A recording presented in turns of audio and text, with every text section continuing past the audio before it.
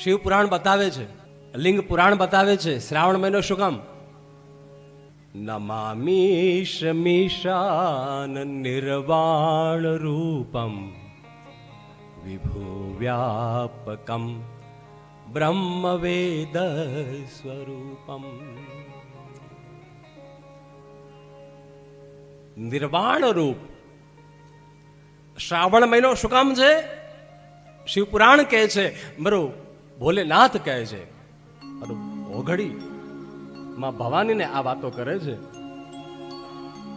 કે ભવાની નિર્વાણ રૂપ થવા માટે શ્રાવણ મહિનો છે. શ્રાવણ મહિનો શું કામ? નિર્વાણ. નિર્વાણ એટલે મરી જવું એમ નહીં. ઘણા એમ કે નિર્વાણ પામી ગયા એટલે સ્વર્ગસ્થ થયા. નિર્વાણ, નિર્વાણનો અર્થ કરીએ તો જે બધા બંધનોમાંથી મુક્ત થઈ જાય, બધા બંધનોમાંથી મુક્ત થઈ જાય, બધી જવાબદારીઓમાંથી મુક્ત થઈ જાય.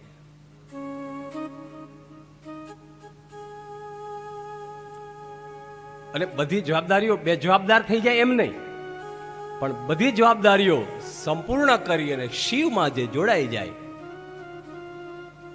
એને કહેવાય નિર્વાણ. એને કહેવાય નિર્વાણ.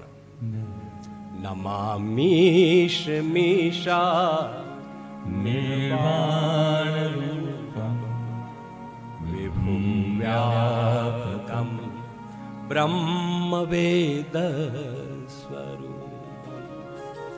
શ્રાવણ મહિનો એટલે વિભુ વ્યાપકમ બ્રહ્મ વેદ સ્વરૂપમ.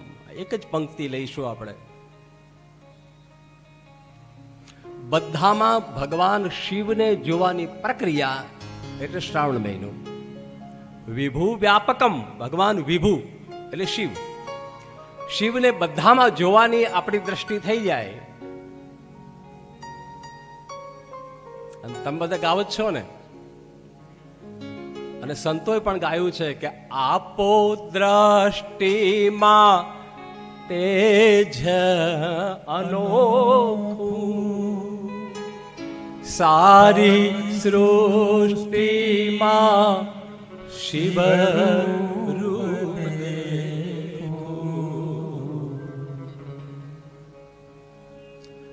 શું જોઈએ આપણે?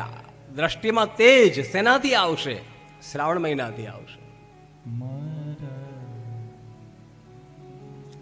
જ્યાં જાઓ ત્યાં તમને શિવ સ્વરૂપના દર્શન થવા જોઈએ એવી એક વાત કરી.